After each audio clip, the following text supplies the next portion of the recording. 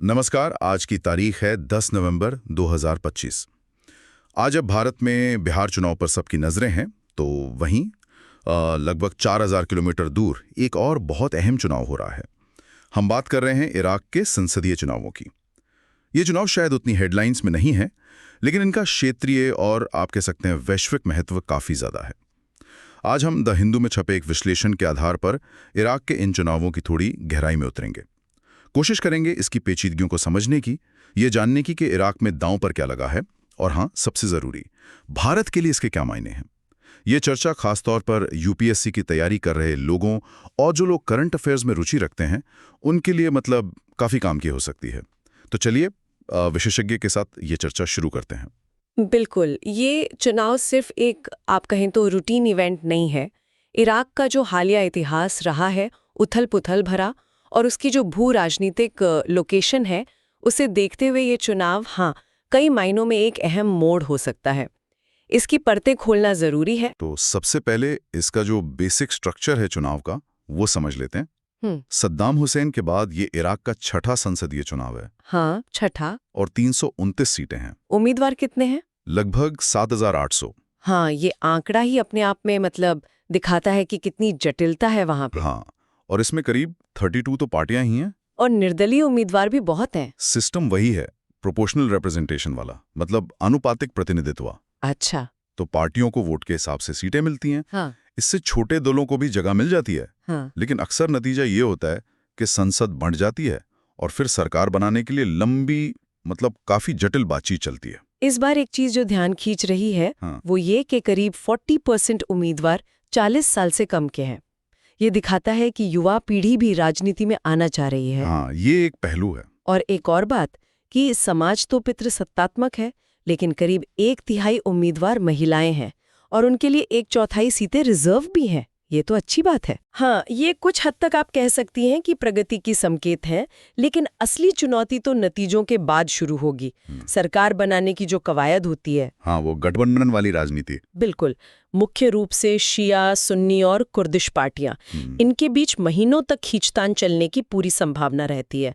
हर कोई अपने हिस्से की मलाई चाहेगा, तो स्थिर सरकार बनाना ही अपने आप में एक बड़ा चैलेंज बन जाता है। और जो अभी प्रधानमंत्री हैं मोहम्मद शिया अल सुदानी, वो अपनी छवि कैसे बना रहे हैं?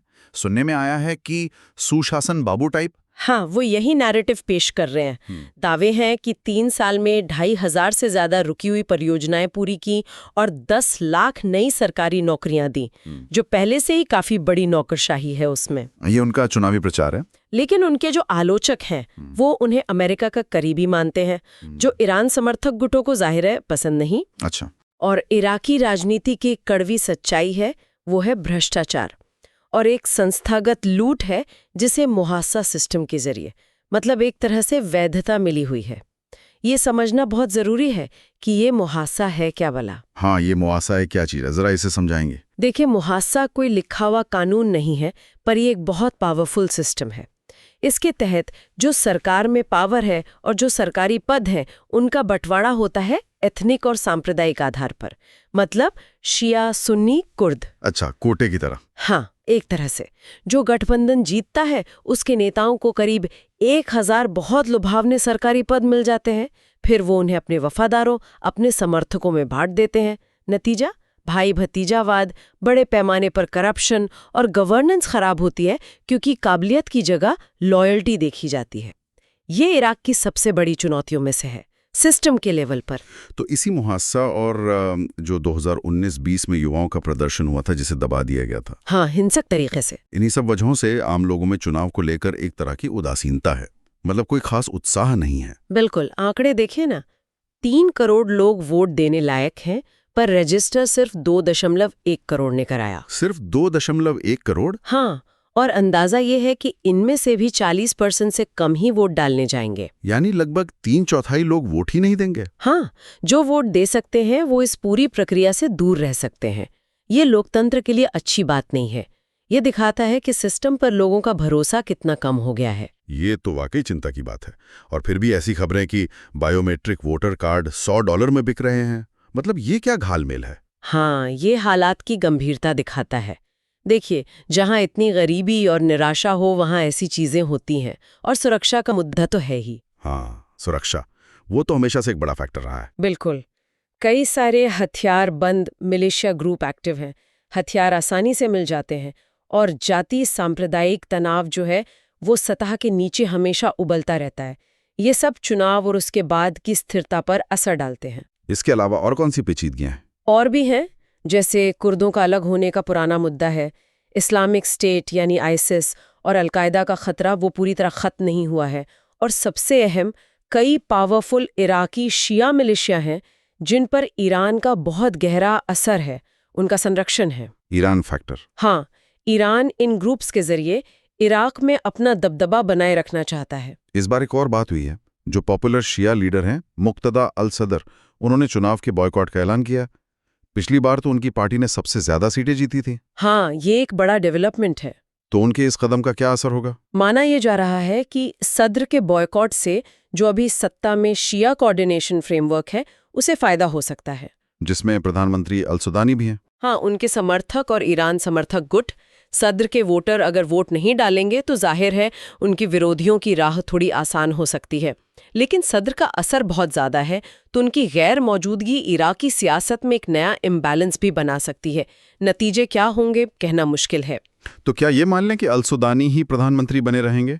देखिए, समीकरण तो यही इशारा कर रहे हैं, ज़्यादातर उम्मीद यही है, लेकिन इराक का इतिहास है कि हर पिछले चुनाव के बाद नया प्रधानमंत्री आया है।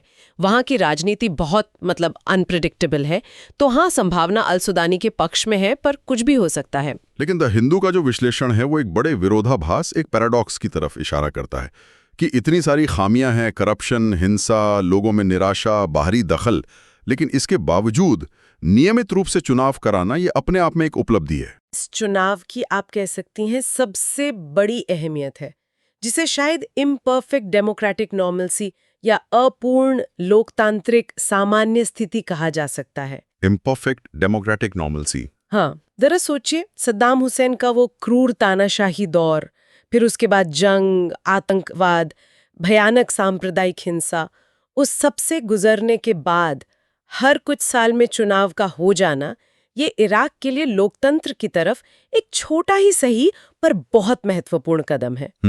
ये दिखाता है कि इतनी चुनौतियों के बाद भी देश धीरे धीरे एक नॉर्मल डेमोक्रेटिक रास्ते पर लौटने की कोशिश कर रहा है, भले ही वो रास्ता बहुत उबड़-खाबड़ क्यों न हो। और यहीं से बात सिर्फ इराक तक नहीं रहती, ये पूरे रीजन और दुनिया के लिए अहम हो जाती है।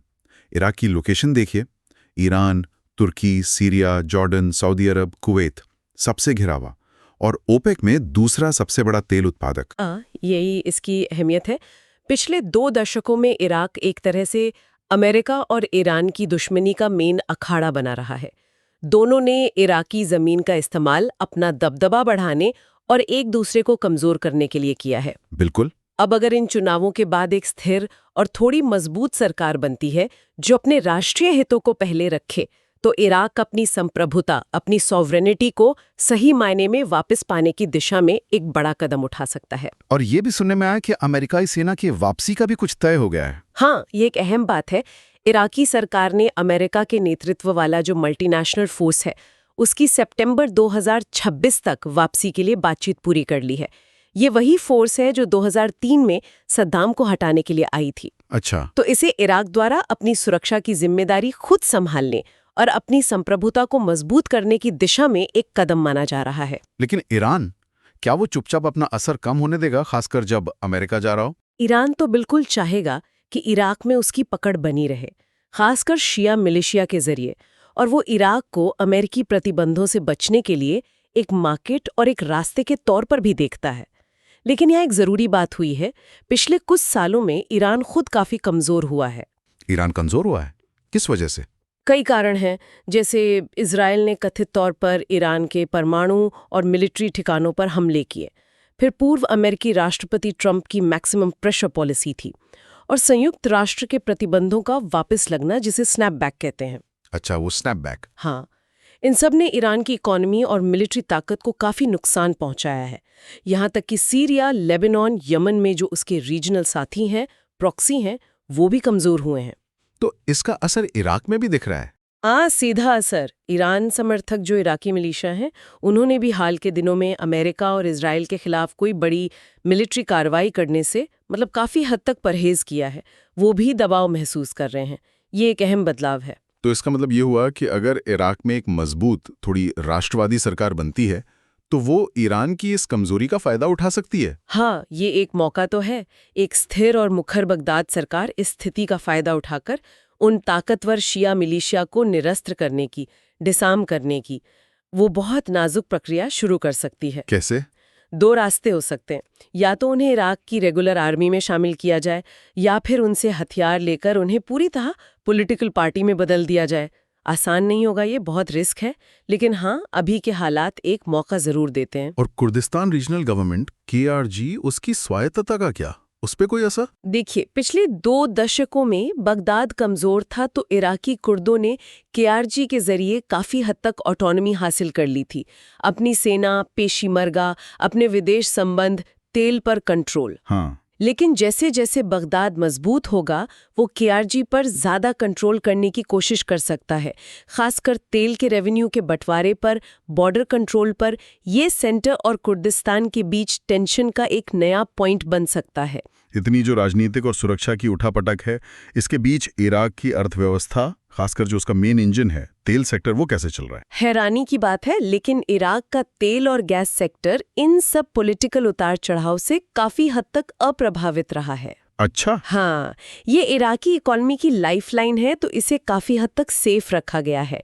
इराक अभी करीब 4.5 मिलियन बैरल प्रतिदिन यानी 4.5 MBPD क्रूड ऑयल का उत्पादन कर रहा है और लगभग 3.6 MBPD एक्सपोर्ट कर रहा है। और इसके मेन खरीदार कौन है? भारत का नाम भी आता है? बिल्कुल। 2024 में चीन और भारत ही इसके टॉप 2 कस्टमर रहे हैं। और इराक का दावा है कि उसकी प्रोडक्शन कैपेसिटी 5.5 MBPD है और उसने 2029 तक इसे 7 MBPD तक ले जाने के लिए चीन, अमेरिका और दूसरी वेस्टर्न कंपनियों के साथ कई डील भी की हैं। और वो गैस फ्लेयरिंग कम करने की बात, जो गैस जल जाती है? हाँ, गैस फ्लेयरिंग यानी तेल निकालते वक्त जो एक्स्ट्रा गैस होती है उसे जला देना। ये इराक के लिए एक बड़ी बर्बादी रही है। अब उसे कम करना उनकी प्रायोरिटी है।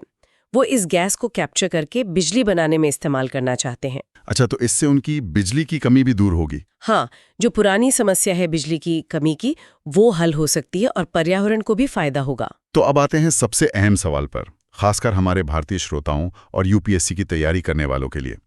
इन सब का भारत के लिए क्या मतलब है? भारत इराक रिश्ते, उन पर क्या असर? ये समझना भारत के लिए बहुत बहुत जरूरी है।